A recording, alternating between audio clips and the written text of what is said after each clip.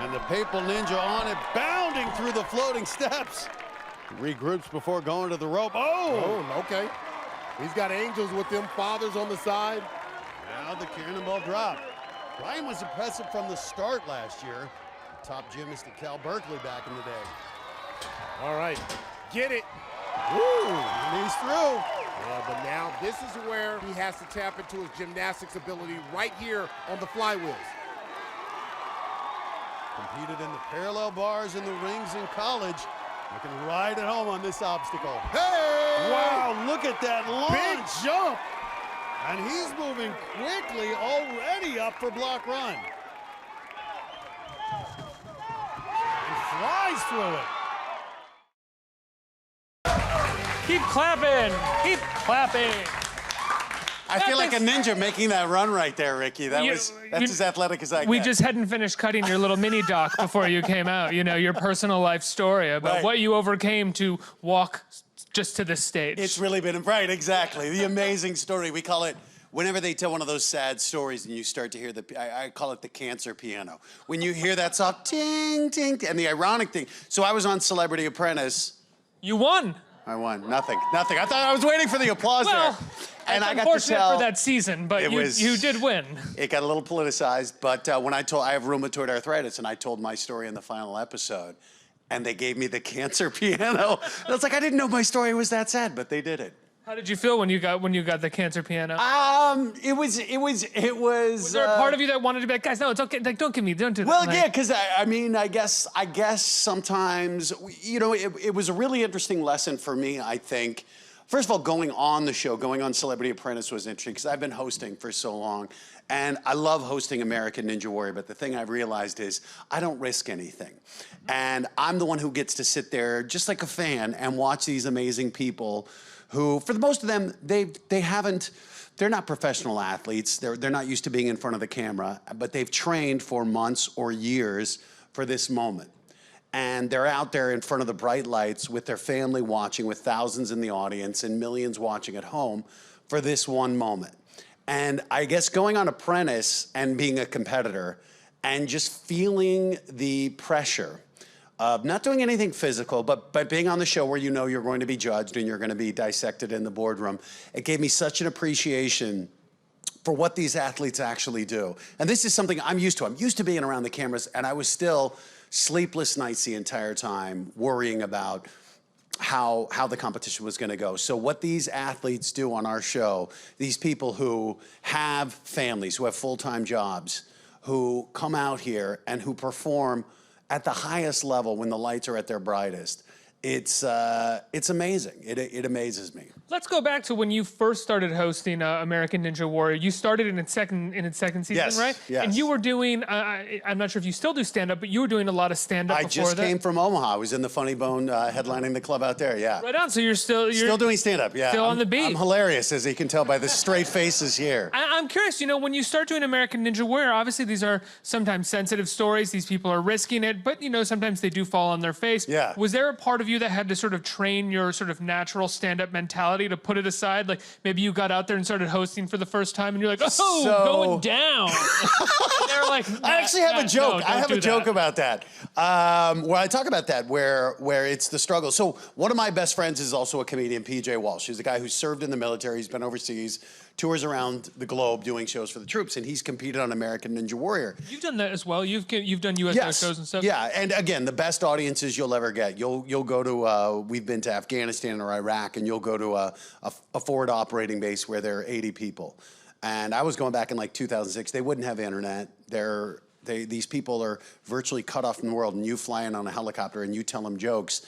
And you see these people who just hours ago were out on patrol, dodging IEDs or bullets, and you're telling jokes to these people. And you see the look in their eyes where they're, just for a minute, they're not in a war zone, they're just laughing.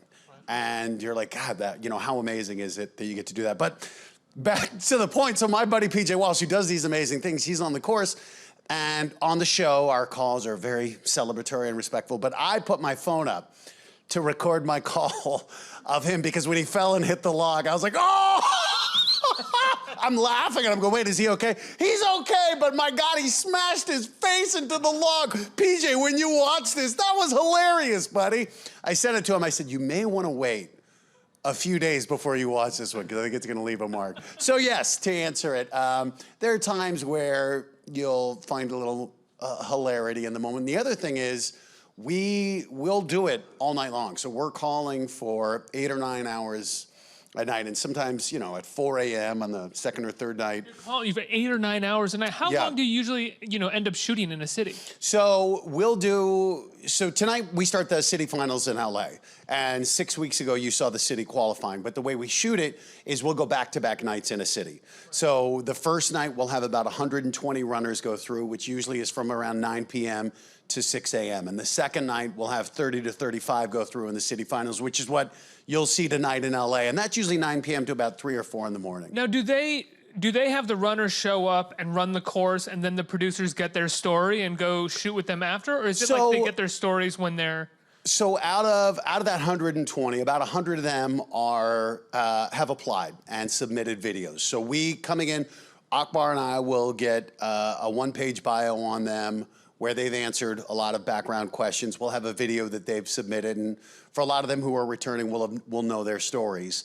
And so we try to get to know all the competitors, and we'll talk to them beforehand. After we shoot, the producers will kind of have an eye on how this episode's going and try to figure out. Usually it's 13 to 15 people will have their stories told in a given episode.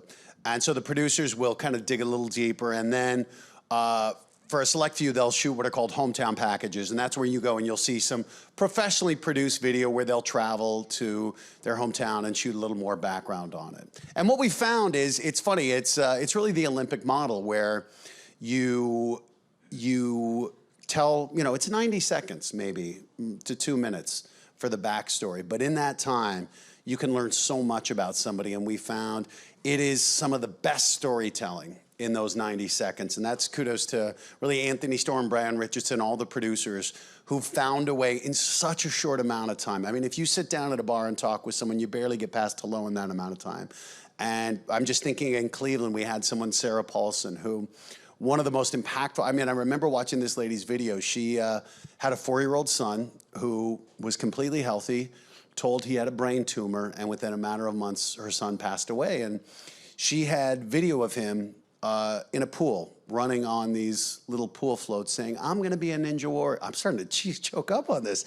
And you're watching this woman with tears pouring down her face just a few months after losing her son going, I've never trained an obstacle. I've never thought about doing this, but I wanna do this sport because it's gonna connect me to my son.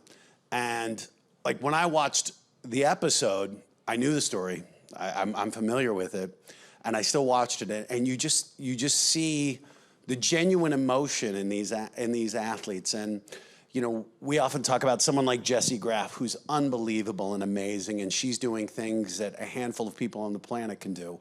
But someone like Sarah Paulson, who goes out on the first obstacle, to me, it was one of the greatest runs we've ever had for a mom to come out and just feel like this is keeping the memory of her son alive. And you're just like, Jesus, what a great show it is, where so often competitions are a zero-sum game where there's one winner and everyone else is a loser. And in this show, everyone who sets foot on that course can feel like a winner, whether they get through one obstacle or they go out. It is a wildly positive show. And I told you this in the green room, like, friends of mine and people that I talk to don't expect me to like this show because I don't know if they know anything about it. I'm like, no, I love American Ninja Warrior. It is so positive, and it just feels good to watch it when I see it. Thank you. And it's, again, we'd love to take credit for a lot of it was dictated by the ninjas. And in the very first season I was on, we had a thing called boot camp, where it was a little more kind of reality-based. It was a smaller show, but we would take 15 people. We went to Simi Valley in California, and we pitted them against each other to narrow it down to 10 who would travel to Japan to compete on. This started in Japan. They were going to go to the mother course, as we called it. And in the first day, we kind of had this kind of cutthroat thing where, they were going head-to-head, and it's like one of you only, at the end of this, only one of you is going to advance. And the first guy goes, and then as the second athlete goes up, he's like, hey, watch the trampoline and look at this bar. It really stuck for me on the right side. You're like, wait, you're giving him tips. You're telling him how to do better, even though this would mean you go home. And we saw these athletes, just that they had this sense of community already. And that was something where they dictated to us how this show was gonna be. And literally after that first day, the producer sat down and they go, we had this all wrong. This show isn't about beating each other out, it's about lifting each other up. And that's what we've seen is, you could be, any one of these people in the crowd could go to a ninja gym right now and you could see someone like Jesse or Drew Dreschel, and they're gonna embrace you and they're gonna teach you how to compete on this sport. And together, they get better together faster than they do individually. So it's been amazing for us to be around, and it's one of these days I'm gonna get in shape and do it, but not today. Now, I'm curious, when you signed on to do the show, you'd hosted a couple shows before. Obviously, you can, a host can get quite cynical moving from show to show. You don't know how long it's going to last.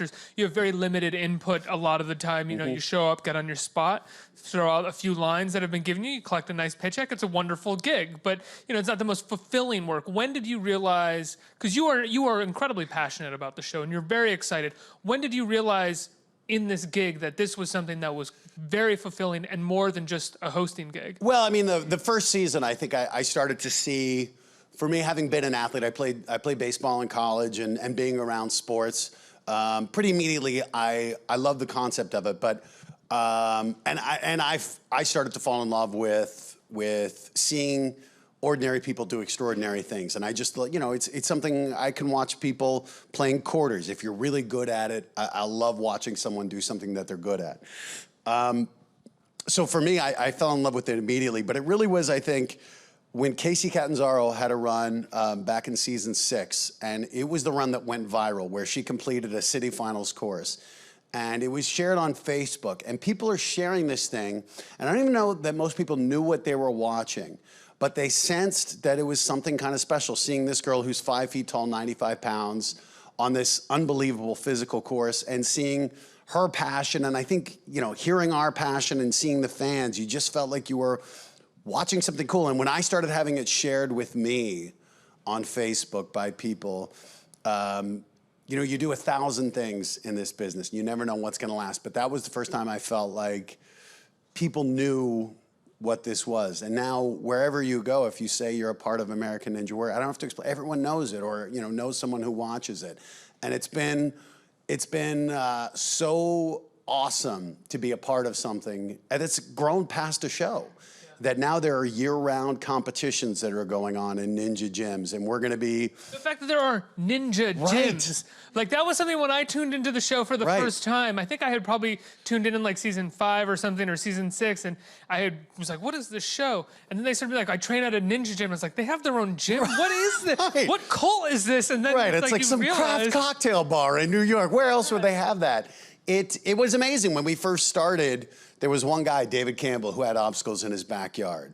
And now there are gyms in all 50 states. And we were with Jamie Ron, the green-haired captain NBC, who's got 4 gyms in this region. And it's been incredible, I think, seeing the demand for it, and particularly for kids. And what's great, too, is this is one of the few TV shows that kids watch and then want to get active. And what's also cool is you can be... we've had 4 feet 11 up to 6 foot 10. We've had 21's the minimum age, but we just had a 70-year-old guy completing obstacles. And we've had people who are, 87 pounds up to 270 pounds. And where else? All competing on the same course. All competing on the same course. Women, Men, women, right, all ages. And everyone, again, it really is, and it's a testament too to ATS, the guys who design these obstacles, to design an obstacle that all these different people can compete on and that can challenge them, and that, people from all different walks of life. It's an art. It's an art putting these courses together, and sometimes we get it wrong. At one course, 48 people will get through it, and then another course, 7 people get through, and we never know until we get there. But it's always fun, I think, watching. I mean, our jobs are so cool because at any second, a run can end. I think that's one of the things. You can't look away. because you never know when somebody could fall and then it's over. Or you never know when an incredible story is going to Yes. happen where there is, because sometimes on an episode you will have a mini doc about someone and they'll go down Yeah. in the first part of the course. And Yeah. you'll be like, well, why did I watch a mini doc about that person? Don't And make then- me care for someone who's just gonna fall. And then you'll get a mini doc and you'll be like, well, they're probably not going to go anywhere, Yeah. and they'll finish the course and it'll be surprisingly moving because their family is there cheering them on. We just did in Denver. We just had in Denver Michael and Adina Stanger, and this was a guy who was running the course because his wife had Ehlers-Danlos syndrome, a connective tissue disorder, and she was confined to a wheelchair. And he started getting in shape so he could carry her up the stairs. And she, he was really spending so much of his life caring for her. And he's like, you need to do something for yourself. So he's like, I'm going to try to do Ninja Warrior. And this was in Kansas City 2 years ago. He walks on the course. And he was a walk-on. So these are some of the stories we don't know. We get handed a sheet as the sun's coming out there, like, this is the last run of the night. And so Akbar and I are calling this run, and we're reading this story, and we're looking on the sideline, seeing a wife in a wheelchair with 2 young girls. And we just start to, if you listen to the run, you can kind of hear us get more and more invested as we're finding out all the struggles they've gone through. And he ends up, against all odds, hitting the buzzer. And the moment, like, he looks down at his wife, and you see the smile on her face and the smile on his face, and you're like, this is a moment they're gonna remember the rest of their lives. Cut to last Monday night, we show they've moved to Denver, and when we first met them, they weren't sure how long she had to live. She's changed her medical routine, and part of it involves things that are legal in Colorado and not elsewhere. And, right, so, okay, we know. I believe I've seen you do a stand-up bit about it on YouTube, right? Yes. So, and she's out of the wheelchair now, and she was running a race. And that's the other thing that's been great is not only do we get to tell the stories on the course, but to get to see them grow and people fall in love and have kids. And it's been fun feeling like we're all a part of each other's lives now. How have you and your co-host Akbar sort of developed a rapport together? How has that figured into it, or is it just totally natural? Some of it was natural, and I think for us, what's been cool is that we go through all of it together, and so much of it that you don't see. That again, we're up there for 9 hours a night and telling these stories. And for us, I think it's cool for me. I won't admit it in front of him. He's a pretty good athlete, having played in the NFL. And it really is fun for me, again, hearing his perspective as someone who's played at the highest level. He tried the course or wanted to try a course? So we do. We have some, both of us have tried the course and not done very well. In fact, last year in Las Vegas, I tried one of the obstacles, and I have rheumatoid arthritis. I dislocated a bone in my foot, had surgery, was bedridden for 3 months. So that was when I was like, I'm going to stick to hosting. But Akbar's tried it too, and at 260 pounds, he struggles a bit. You find that when someone kind of lean comes on, lean and a little smaller is when I'm kind of like, they have the best They have a shot. shot. Of finishing. Yeah. They have a shot. When big people get on the course, it's far more difficult for them. And again, I think that's one of the things that makes it cool is for me, I sit next to a guy who played in the NFL. And as I look in the room, we could all train as much as we want. We're probably not going to be NFL athletes. But what's cool is I look at the room, any one of you could go into a ninja gym, and here's the secret is, it's not necessarily the athletic gifts you're born with. This show really rewards hard work above all. And our best athletes aren't necessarily the ones who are the most gifted, they're the ones who train relentlessly and who really push themselves. And that's what we see is we've had Olympic gold medalists come out and go out on the first obstacle because they kind of relied on their athletic skills. And then we've had people who never competed in an organized sport, but who really have pushed themselves in training, and they end up in Vegas surprising us all. So I think it is this kind of great playing ground. And that's the other thing too is I love it because I don't know how anyone's gonna do. I've stopped trying to predict who's gonna be great. And that's what keeps me riveted just watching it in the host tower. You're still riveted this many years into it. Yeah, you go because and you enjoy. Because I know how much work they put into it and how much it means to them. And again, one person's won $1 million in the 8 seasons before. 2 people have ever completed all 4 stages in Las Vegas. So most of these people are gonna fall at some point. And what I love though is just that they keep coming back, and we're all friends on social media, and I see these people day after day posting in the gym, and you just see the amount of work that they put into this with the promise of nothing in return other than some being able TV to time. compete. Yeah, and so it is that it's kind of the tilting at windmills, the Don Quixote, this passion they have for a dream that, statistically, it's like playing the lottery. And that's another thing that I think I love about the show as well, is that there isn't the constant call out of the potential of winning. It does feel like you are watching people competing for the sake of competing. And that's another thing too. It used to be we would always push that early on we would talk about the prize money, and then slowly again we get the message. No, they don't really care about it. Most of these people aren't out there for the money. They're out there really just to, I think, for the camaraderie and that sense of pushing themselves. And I think that's the other thing that these people have found too, is you see people in CrossFit where that's like a workout cult where you see talking about their workout of the day, and I'm like, for these people, I think they found something, and it's more than physical fitness. I think they really feel they're better people for being a part of this and kind of having that discipline. But it's awesome seeing just the amount of good they're doing, not just physically, but I think that they're good people. They really are, by and large, good people, and I think that being a part of American Ninja Warrior has left them all better for it, and us too. I mean, being around these people, I'm always like, I shouldn't have chicken fingers. Maybe I should at the gym.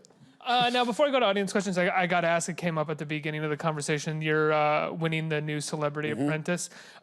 But what was it like to be a part of probably the most politicized Celebrity Apprentice? And I think because of which, using a word of Trump's his own today, the most beleaguered season of Celebrity Apprentice. It was really interesting because we shot it in February of 2016 when Trump was one of 16.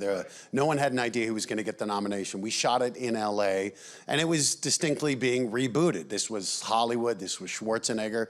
So there was no, we didn't see anything on the horizon with it. We thought this was just going to be a fun reality show. And then once it got closer and he became president and the show started coming out, we still felt like he's not involved. He's a producer in name only. And obviously it wasn't like he was looking at the daily cuts like, I think there should be more Iseman. I know my impression sucks. But basically, like, why does he care?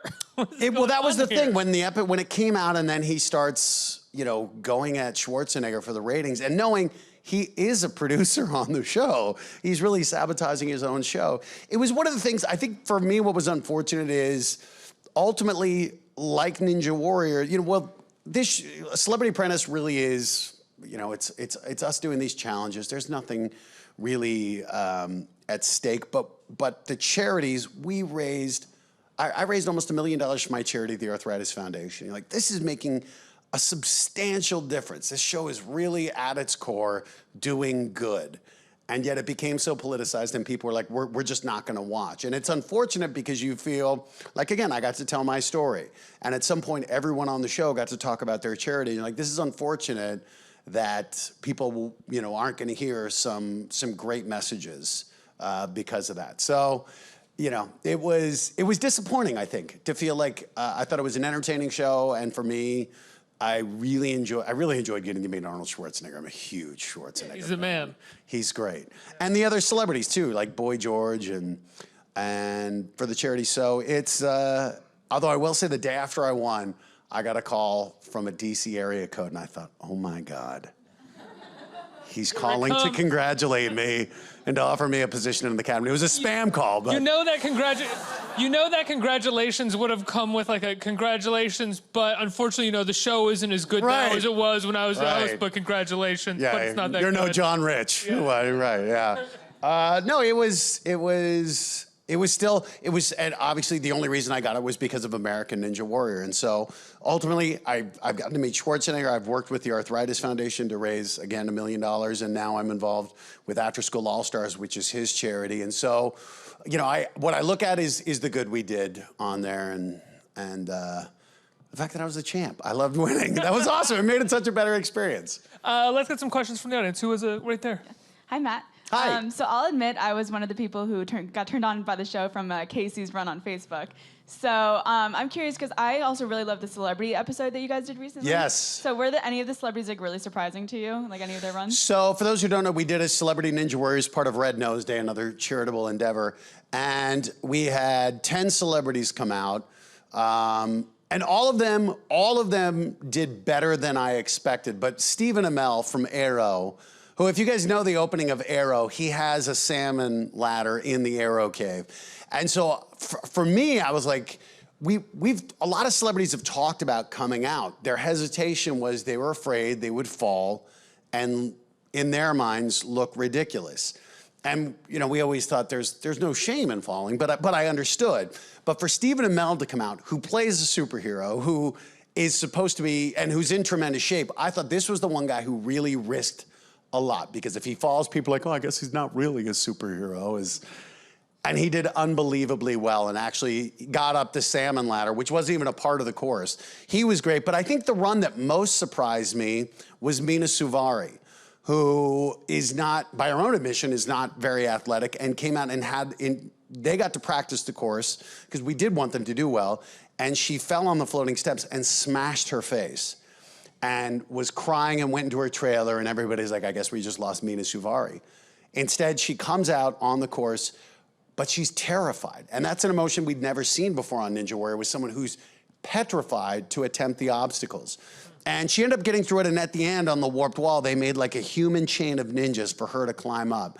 And when she got up on the warped wall, you saw the same thing that you see with a lot of athletes who get up there, but it was just in such a different way, of this sense of, I think, pride and satisfaction at doing something she didn't think was possible. So I thought that Mina's run was actually the one that probably was the most surprising. And I think also, if we get to do it again, we'll get a lot of other celebrities who would be interested to come out now. Maybe Schwarzenegger? I kept on asking him. I think, he's had a couple shoulder surgeries and knee surgeries. He might be a little I think he'd be more likely to be like, Matt, you get on the course, I'm going to host. I'm like, oh boy, I don't know if we can afford him. Next question. Hi. Hi. I was just curious about if you would ever do Ninja Warrior, but with how they did it back in the day, instead of you guys going to Japan, but bring the Japanese people here.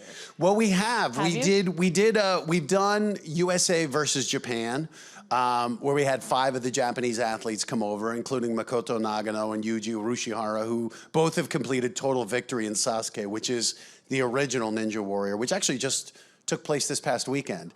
And I guess this isn't a spoiler, we were just in Vegas and we shot another one with Team USA versus the World, where it was a team of I think it was only 4 from America, 4 from Europe, 4 from Latin America, and then 4 from Asia. So we had some Japanese competitors, and I think it was a Vietnamese competitor. So we love to have them come out, because Japan invented the sport. But it's a good competition. It's a really good competition, because what's been amazing is, it's been around, I think, 17 years in Japan, maybe a little less, but 34 seasons. But I think that the USA version really helped. It's the one that's being now taken around the globe. So we're seeing Ninja Warrior competitions around the globe, which means there are more athletes who are coming in better prepared. So this really is getting to be a world competition. And it's awesome. It's awesome to watch. I think we have time for one more question right here. Hey, Matt. Hi. Thanks for being here. Are there any other reality competition shows you would love to try? I don't know. I will tell you, I love watching Big Brother. Sorry, NBC. My buddy who was a producer on Ninja Warrior went over, he EPs the show, and I'm like, I'll watch an episode. By the end of it, I think I texted him 56 times. And what I love about a show, I think, which Ninja Warrior does too, is where you have the sense, I think, of the integrity of the competition. And I love Big Brother because there are live feed cameras where you can watch, as a viewer, you can watch. And to me, as someone who used to be a doctor, I think the psychological element of it, the sociological experiment of having these people for 3 months completely isolated from outside contact, and to watch this kind of Hitchcock, the paranoia unfold in their brains. I'm always fascinated by that. Would I do it? Celebrity Apprentice almost killed me, the stress of it. And that was, putting us up at a Ritz hotel where we would have weekends off. I don't know if I would ever do Big Brother. Maybe The Voice. We're on. Was Journey, maybe not. Okay, judging by that response, I should not do The Voice. Matt, tonight is the city finals begin, right? LA. City finals tonight on NBC at 8 o'clock? 8 o'clock. 8 o'clock. Matt Iseman, everybody. American Ninja Warrior. Thank you.